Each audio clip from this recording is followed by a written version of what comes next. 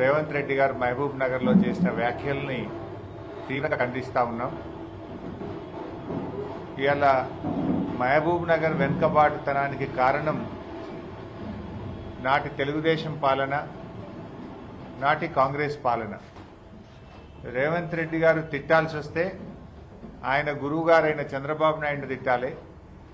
ఆయన నిందించాల్సి వస్తే తన కాంగ్రెస్ పార్టీ పాలమూరు జిల్లాకు చేసిన మోసాలను కోసం కాంగ్రెస్ పార్టీని నిందించాలి. ఆయన చంద్రబాబు పాపాలు, కాంగ్రెస్ పార్టీ లోపాలు, పాలమూరు పాలిట శాపాలు.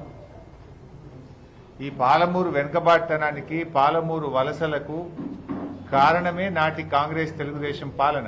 అంటే మీరు గతంలో ఉన్నటువంటి తెలుగుదేశం పార్టీ కానీ, ప్రస్తుతం మీరున్నటువంటి కాంగ్రెస్ పార్టీ యొక్క పాపాల శాపాల పుణ్యమే పాలమూరు వెనుకబాటుతనం.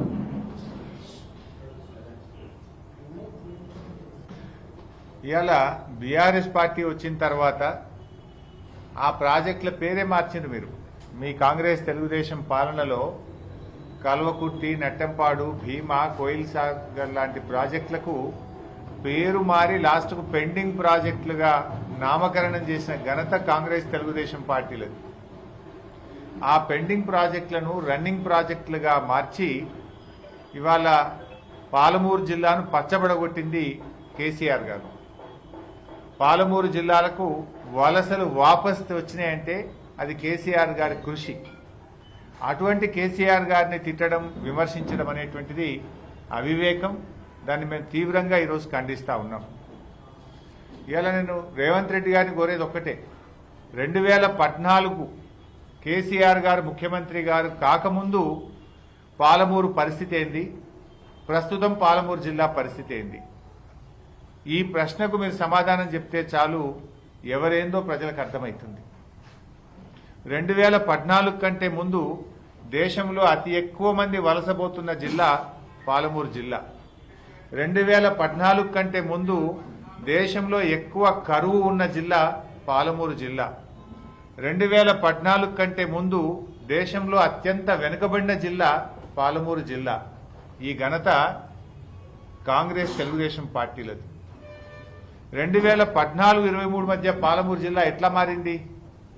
ఇలా ఎన్ని ఎకరాలకు కొత్త సాగునీరు వచ్చింది, ఎన్ని ప్రాజెక్టులు శాంక్షన్ అయినాయి, ఎన్ని చెరువులు బాగుపడ్డాయి, ఎన్ని బతుకులు బాగుపడ్డాయి, ఎన్ని కొత్త జిల్లాలు ఏర్పడ్డాయి, ఎన్ని కొత్త రెవెన్యూ డివిజన్లు ఏర్పడ్డాయి, ఎన్ని కొత్త మండలాలు ఏర్పడ్డాయి, ఎన్ని కాలేజీలు పాలమూరు జిల్లాకు వచ్చాయి. ఇవన్నీ ఒకసారి చూస్తే ముఖ్యమంత్రి గారికి కేసీఆర్ ఏం చేసిండో అర్థమవుతుంది. ఇవన్నీ వాస్తవాలు కదా, దాచేస్తే దాగని సత్యాలు. 1994-2004 మధ్య చంద్రబాబు నాయుడు గారు, నీ పాత గురువు గారు, ఈ జిల్లాను దత్తత తీసుకొని, ఎందుకంటే నువ్వే చెప్తావు కదా చంద్రబాబు నాయుడు రాజకీయ గురువు అని, ఈ జిల్లాను దత్తత తీసుకొని 10 ఏళ్ళు అధికారంలో ఉండి ఒక్క ప్రాజెక్టు కూడా చంద్రబాబు నాయుడు గారు పూర్తి చేయలేదు. ఒక్క ఎకరానికి కూడా చంద్రబాబు నాయుడు గారు నీళ్లు అందించలేకపోయినారు. పాలమూరు ఇలా కరువును తరిమింది కేసీఆర్, వలసలు వాపసు తెచ్చింది కేసీఆర్. ఆనాడు చంద్రబాబు కాంగ్రెస్ల హయాంలో వలసలకు నిలయంగా పాలమూరు జిల్లాను మారిస్తే వ్యవసాయానికి నిలయంగా పాలమూరు జిల్లాను మార్చి చూపింది కేసీఆర్ గారు. ఇందుకు సాక్ష్యం రేవంత్ రెడ్డి గారు, ఇంకెవరో కూడా కాదు. ఒకసారి ఆయన అసెంబ్లీలో మాట్లాడుతూ, ఇదే రేవంత్ రెడ్డి గారు అసెంబ్లీలో మాట్లాడుతూ, నా తండ్రి చనిపోతే స్నానం చేయడానికి నీళ్లు లేకపోతే నెత్తి మీద నీళ్లు జల్లుకొని పోయినా అని చెప్పి స్వయంగా రేవంత్ రెడ్డి గారే శాసనసభలో చెప్పారు. ఆ పరిస్థితికి కారణం ఎవరు? చంద్రబాబు నాయుడు, కాంగ్రెస్ పార్టీ కాదా? ఆ టైంలో ఎవరు అధికారంలో ఉన్నారు? కాంగ్రెస్ పార్టీ అధికారంలో ఉంది. మీ హయాంలో పాలమూరు ప్రాజెక్టులను కాగితాలకు పరిమితం చేసినారు. చంద్రబాబు నాయుడు గారు శిలాఫలక వేస్తే కాంగ్రెస్ పార్టీ వాళ్ళు, రాజశేఖర్ రెడ్డి గారు మొక్కలు నాటడం, రాజశేఖర్ రెడ్డి కాంగ్రెస్ పార్టీ వాళ్ళు శిలాఫలకలు వేస్తే చంద్రబాబు నాయుడు గారు మొక్కలు నాటడం. అంటే మీరు ఎంతసేపు డ్రామాలు చేసిండ్రు రెండు పార్టీలు. పాలమూరు కరువుతో రాజకీయాలు చేసినారు. కానీ కేసీఆర్ గారు పాలమూరు కరువును పారదోలే విధంగా పెండింగ్ ప్రాజెక్టులను రన్నింగ్ ప్రాజెక్టులుగా మార్చి సాగునీరు అందించారు. చెరువులు బాగా చేసినారు. ఇలా పాలమూరు ఎత్తిపోతల పథకాన్ని యుద్ధ ప్రాతిపదికన 80% పనులు పూర్తి చేసినారు. ఎన్ని అడ్డంకులు పెట్టినా కేసులు పెట్టినా వాటిని ఛేదించి ఇలా పాలమూరు ప్రాజెక్టుకు నీటి కేటాయింపులు సాధించినాం. మేము ఈఏఎస్సి అనుమతి సాధించాం. ఇలా మీరు కాలువలు తవ్వి నీళ్లు ఇవ్వండి, గాపం చేయండి. మీరు ఇలా ఆ రోజు రాజశేఖర రెడ్డి గారు ముఖ్యమంత్రిగా ఉంటే పోతిరెడ్డిపాడుకు పొక్కగొట్టి కృష్ణా జలాలను రాయలసీమకు తీసుకుపోతుంటే ఏ ఒక్కనాడైనా రేవంత్ రెడ్డి గారు మాట్లాడినరా? ఆ రోజు మేము కొట్లాడినాం అసెంబ్లీలో. పోతిరెడ్డిపాడు వెడల్పును ఆపాలని, తెలంగాణకు అన్యాయం చేయొద్దని గొంతెండిపోయేదాకా అసెంబ్లీలో పేగులు దిగదాకా కొట్లాడింది మేము. ఏ రోజైనా రేవంత్ రెడ్డి గారు మాట్లాడారని నేను అడుగుతా ఉన్నా.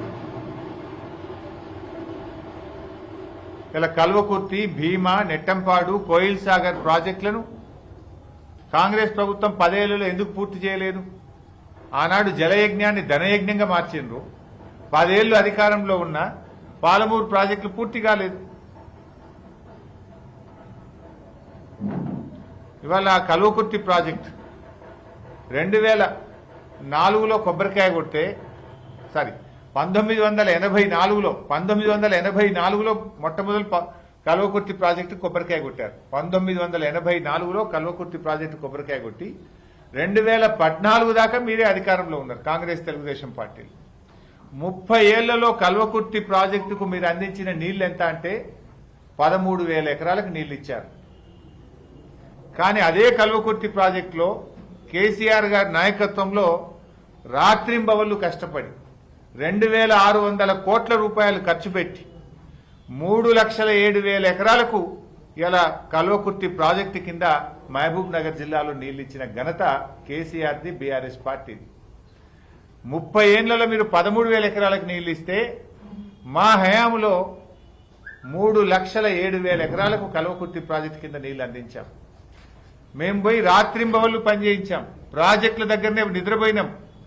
ప్రాజెక్టుల వెంటబడి, అధికారుల వెంటబడి పనులు చేయించి ఇలా 3,07,000 ఎకరాలకు కల్వకుర్తి కింద నీళ్లు అందించింది బీఆర్ఎస్ పార్టీ కాదా అని నేను అడుగుతా ఉన్నా.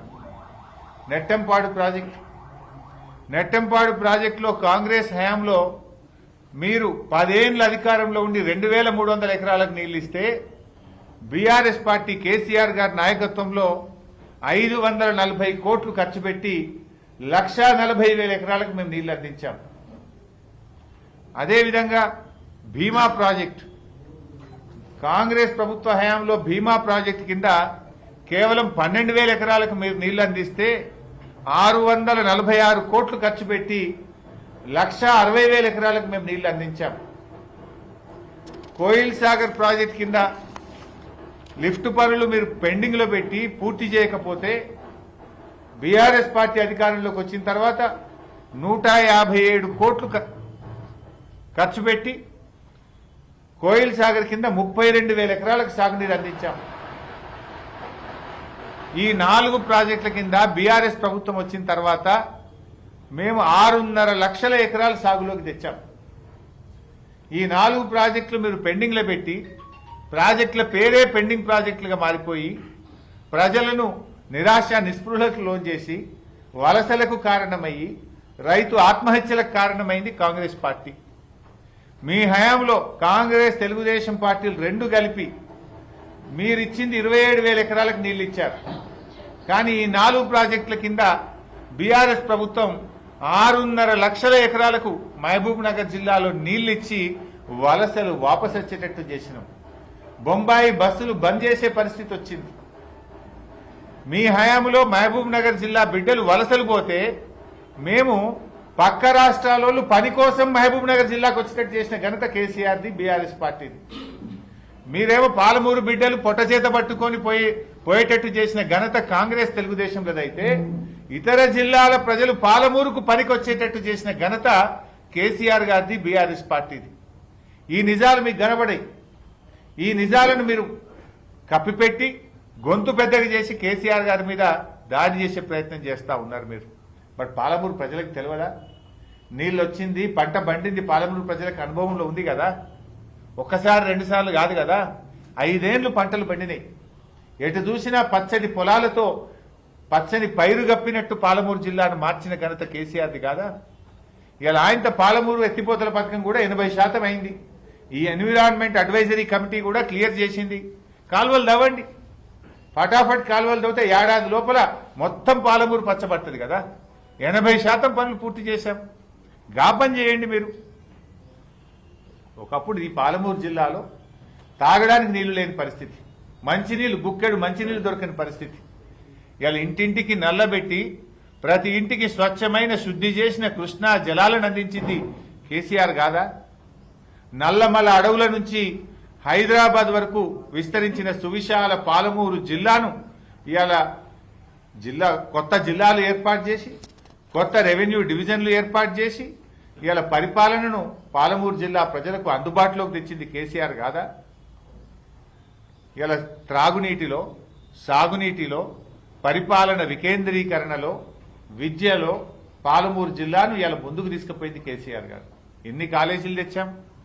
5 మెడికల్ కాలేజీలు శాంక్షన్ ఇచ్చాం, 5 నర్సింగ్ కాలేజీలు శాంక్షన్ ఇచ్చాం, జేఎన్టీయూ ఇంజనీరింగ్ కాలేజ్ పెట్టాం, అగ్రికల్చర్ ఇంజనీరింగ్ కాలేజ్ పెట్టాం, హార్టికల్చర్ కాలేజ్ పెట్టాం, పాలిటెక్నిక్ కాలేజీలు పెట్టాం, ఎన్నో డిగ్రీ కాలేజీలు, రెసిడెన్షియల్ డిగ్రీ కాలేజీలు తెచ్చాం, రెసిడెన్షియల్ గురుకుల పీజీ కాలేజీ కూడా మహబూబ్ నగర్ జిల్లాలో తీసుకొచ్చాం. ఇట్లా విద్యలో ఫిషరీస్ కాలేజ్ కూడా తెచ్చాం. ఇవాళ విద్యలో పాలమూరు జిల్లాను అగ్రభాగాన పెట్టినారు. అరే మీ హయాంలో కనీసం ఒక్క ప్రభుత్వ మెడికల్ కాలేజ్ పెట్టినరా ఉమ్మడి మహబూబ్ నగర్ జిల్లాలో? ఒక్క నర్సింగ్ కాలేజ్ అయినా పెట్టారా మీ పాలనలో? 60-70 ఏళ్ల కాంగ్రెస్ తెలుగుదేశం పాలనలో ఒక్క మెడికల్ కాలేజ్ తెలియ మీ ముఖానికి. ఇవాళ విద్యను వైద్యాన్ని అందుబాటులోకి తెచ్చిన ఘనత కేసీఆర్ది, బీఆర్ఎస్ పార్టీది. పాలమూరు ప్రజలకు ఆపద పడితే పొట్ట చేత పట్టుకొని ఉస్మానియా హాస్పిటల్కు హైదరాబాద్కు రావాల్సిన పరిస్థితి ఉండే. కానీ ఈరోజు మహబూబ్ నగర్లో 500 పడకల ఆసుపత్రి, ఇవాళ నాగర్ కర్నూలులో టీచింగ్ హాస్పిటల్, గద్వాలలో టీచింగ్ హాస్పిటల్, వనపర్తిలో టీచింగ్ హాస్పిటల్, నారాయణపేటలో టీచింగ్ హాస్పిటల్. పేదలకు వైద్యాన్ని అందుబాటులోకి తెచ్చింది కూడా కేసీఆర్ గారు, బీఆర్ఎస్ ప్రభుత్వం. ఇలా గొంతు పెద్దగా చేసుకొని అరిచినంత మాత్రాన అబద్ధం నిజం కాదు. చేసిన పని కూడా ఎక్కడికి పోదు. నిజంగా మీకు చేతనైతే, మీకు పాలమూరు ప్రజల మీద ప్రేమ ఉంటే, మా ప్రభుత్వం ప్రారంభించి 80% పూర్తి చేసిన పాలమూరు రంగారెడ్డి ఎత్తిపోతల పథకానికి యుద్ధ ప్రాతిపదికన కాలువలు దవ్వండి. ఏడాదిలోగా ఆ కాలువల్లో నీళ్లు పారించాలని చెప్పి మీ చిత్తశుద్ధిని నిరూపించుకోవాలని చెప్పి నేను కోరుతా ఉన్నా. రేవంత్ రెడ్డి గారి భాష కూడా ఒక రకంగా తనను తాను తక్కువ చేసుకుంటున్నాడు. ఎందుకంటే పేగులు మెడలు వేసుకొని తిరుగుతానని అంటున్నాడు. పేగులు మెడలు వేసుకొని ఎవరు తిరుగుతారా? మనుషులు తిరుగుతారా? రాక్షసులు తిరుగుతారా? ఎవరు తిరుగుతారు? అది ఒక ముఖ్యమంత్రి మాట్లాడే భాషన? రాజ్యాంగబద్ధమైన పదవిలో ఉండేటువంటి వ్యక్తి మాట్లాడేటువంటి భాషన ఇది? అంటే పడిగట్టు పదాలతోనో పరుష పదజాలంతో పాలన చేస్తా అంటే కుదరదు. నీ పౌరుషాన్ని పాలనలో చూపించు, ప్రగతిని పరుగులు పెట్టించు, అంతే తప్ప ఇంకా నువ్వేదో ప్రతిపక్ష నాయకుడిగా ప్రతిపక్షంలో ఉన్నట్టు రెచ్చగొట్టేటువంటి వ్యాఖ్యలు చేయడం ద్వారా పాలన జరగదనేటువంటి విషయాన్ని గుర్తుపెట్టుకో. ఇంకోటి కూడా ఆయన ప్రతిసారి కూడా మేము ఒకటే కోరుతున్నాం, నిజంగా నువ్వు మంచి పేరు తెచ్చుకోవాలంటే ఈ వల్గారిటీ కాదు. నువ్వు మంచి పేరు తెచ్చుకోవాలంటే మాకంటే బాగా పనిచేయి, మాకంటే ఎక్కువ కాలేజీలు పెట్టు, మాకంటే ఎక్కువ సాగునీరు తీసుకురా, ప్రజలకు దగ్గరగా ఉండి పనిచేసి మంచి పేరు తెచ్చుకో. కానీ చిల్లర మల్లర భాష మాట్లాడి ఆ పదవి యొక్క గౌరవాన్ని తగ్గించని చెప్పి నేను ఆయన కోరుతా ఉన్నా. ప్రతిసారి నా హైట్ గురించి కూడా మాట్లాడుతుంటాడు, నా ఎత్తు గురించి ఆయన మాట్లాడుతూ ఉంటాడు. ఇప్పుడు నేను ఆయన హైట్ గురించి మాట్లాడితే మర్యాద ఉంటుందా? నాకు మాట్లాడరాకనే ఏంది? నాకు కూడా మాట్లాడొచ్చు, కానీ ఏంటంటే నాకు కొన్ని విలువలు ఉన్నాయి. బేసికల్లీ నేను ఆయనలాగా కుసంస్కారంగా నేను మాట్లాడలేదు. మాట్లాడాలంటే మాట్లాడలేక కాదు, రాజకీయాలంటే కొంత గౌరవము. ఓ యంగ్స్టర్స్ కానీ కొత్త తరం కానీ వాళ్ళు మనం చూసి కొత్త చదువుకున్న వాళ్ళు విద్యావంతులు రాజకీయాల్లోకి రావాలి కానీ అసహించుకునే విధంగా భాష ఉండకూడదనేటువంటిదే నా భావన. ఇప్పుడు ఎవరు ఎంత హైటు ఎంత వెయిట్ అనేది ప్రజలకు అవసరం లేదు. ఎవడు ప్రజలకు ఎంత పనిచేసిండ్రు అన్నది ముఖ్యం, ఎంత నిజాయితీతో పనిచేసిండ్రు అనేది ముఖ్యం, ప్రజల కోసం ఎంత గట్టిగా పనిచేసినాం అన్నది ముఖ్యం, కష్టపడి పనిచేసి ప్రజల గుండెల్లో నిలిచామా లేదా అన్నది ముఖ్యం. అంతే తప్ప నీ హైట్ ఎంత నా హైట్ ఎంత అని మాట్లాడుకోవడం కోసం కాదు రాజకీయాలు. ఎవరు ప్రజలకు ఎంత చిత్తశుద్ధితో పనిచేసినాం, ఎంత నిజాయితీగా పనిచేసినాం, ప్రజల జీవన ప్రమాణాలను ఎంతవరకు మార్చగలిగినాం అనేది ప్రజలకు ముఖ్యం. దాని మీద దృష్టి పెట్టాలి. ఇప్పుడు కేసీఆర్ గారేమో తన పాలనలో కిట్లు తెస్తే రేవంత్ రెడ్డి గారు తిట్లలో పోటీ పడుతుండ్రు. కేసీఆర్ గారేమో న్యూట్రిషన్ కిట్టు, కేసీఆర్ కిట్టు అని రకరకాల కిట్లు మేము తెస్తే ఈయన తిట్లలో పోటీ పడుతుండ్రు. తిట్లలో కాదు, నువ్వు కిట్లలో పోటీ పడు. ఇంతకంటే ఇంకా మంచి కిట్లు తీసుకురా, పేదలకు ఉపయోగపడే పనులు చేయి. నువ్వు ఆ రకంగా పనిచేయాలని చెప్పి నేను ఆయనను కోరుతా ఉన్నా. ఏది ఏమైనా ఇలా మహబూబ్ నగర్ జిల్లా ఆయన మహబూబ్ నగర్ని రెచ్చగొట్టే ప్రయత్నం చేసి రాజకీయంగా లబ్ధి పొందే ప్రయత్నం చేస్తున్నారు. మహబూబ్ నగర్ ఇలా కేసీఆర్ గారి హయాంలో ఎన్ని చెరువులు బాగుపడ్డాయి, ఎన్ని వందల చెక్ డ్యాంలు మహబూబ్ నగర్లో కట్టాం, ఎంత భూగర్భ జలాలు పెరిగినాయి మహబూబ్ నగర్ జిల్లాలో, అవన్నీ ఆలోచించండి. ఇలా మేము సెక్షన్ 3 కింద కూడా ఇలా కృష్ణా నదీ జలాల పునః పంపిణీ విషయంలో కూడా కేంద్ర ప్రభుత్వం నుంచి మేము ఆర్డర్ తెచ్చాం. ట్రిబ్యునల్ కాన్స్టిట్యూట్ అయింది. నీకు చిత్తశుద్ధి ఉంటే 6 నెలల్లోగా ప్రాజెక్టుల వారీగా నీటి కేటాయింపులు చేయించు. ఎందుకంటే ఏనుగెళ్ళి తోక చిక్కింది. చాలా కష్టపడ్డాం, కేంద్ర ప్రభుత్వం మీద ఒత్తిడి తెచ్చినాం, సుప్రీంకోర్టుకు పోయినాం, ఫైనల్ గా కేంద్ర ప్రభుత్వాన్ని ఒప్పించి కొత్త ట్రిబ్యునల్ ను, కృష్ణా ట్రిబ్యునల్ ను కాన్స్టిట్యూట్ చేయించాం. ఆ ట్రిబ్యునల్ ముందు గట్టి వాదనలు వినిపించండి, మంచి న్యాయవాదులను పెట్టండి. 6 నెలల్లోగా ప్రాజెక్టుల వారీగా కేటాయింపులు చేయిస్తే మనకు మంచి బ్రహ్మాండంగా నికర జలాలు వస్తాయి. మన కాల్వకుర్తికి, మన నెట్టంపాడుకు, మన పాలమూరు ఎత్తిపోతల పథకానికి నికర జలాలు వస్తాయి. మేము చేసిన మంచి పని చేసినాం, ఇలా ట్రిబ్యునల్ సాధించినాం. నువ్వు కొద్దిగా కష్టపడి మంచి వాదనలు, మంచి న్యాయవాదులను పెట్టి దాని మీద దృష్టి పెట్టి నికర జలాలు ప్రాజెక్టుల వారీగా సాధించు. నువ్వు గా పని చేయి. ఏదో పార్లమెంట్ ఎన్నికలు ఉన్నాయి కదా అని ప్రజల్ని రెచ్చగొట్టడం ద్వారా, గొంతు పెంచుకోవడం ద్వారా ప్రజల దృష్టి మరలిస్తా అంటే అది జరిగే పని కాదు. పాలమూరులో ఇంటింటికి మంచినీళ్ళు ఎవరు ఇచ్చిందో తెలియదా పాలమూరు ప్రజలకు? 6.5 లక్షల ఎకరాలకు కాలువల కింద నీళ్లిచ్చింది ఎవరో పాలమూరు ప్రజలకు తెలియదా? పాలమూరులో విద్యను, వైద్యాన్ని ప్రజలకు అందుబాటులో తెచ్చింది ఎవరో తెలియదా? పాలమూరులో ప్రజల ఆకాంక్షలకు అనుగుణంగా కొత్త జిల్లాలు ఏర్పాటు చేసింది ఎవరో పాలమూరు జిల్లా ప్రజలకు తెలియదా? పాలమూరులో చెరువులు బాగా చేసి చెక్ డ్యాములు నిర్మించి భూగర్భ జలాల పెంపుకు కృషి చేసింది ఎవరో పాలమూరు ప్రజలకు తెలియదా?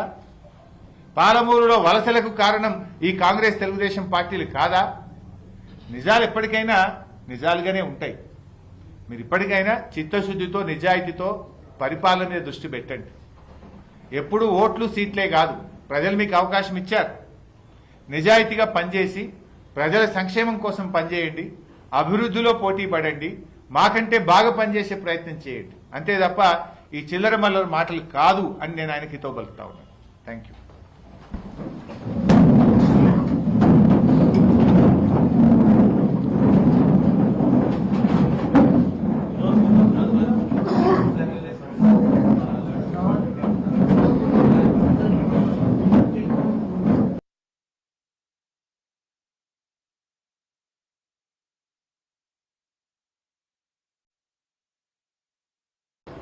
నిన్న ముఖ్యమంత్రి రేవంత్ రెడ్డి గారు మహబూబ్ నగర్ లో చేసిన వ్యాఖ్యల్ని తీవ్రంగా ఖండిస్తా ఉన్నాం.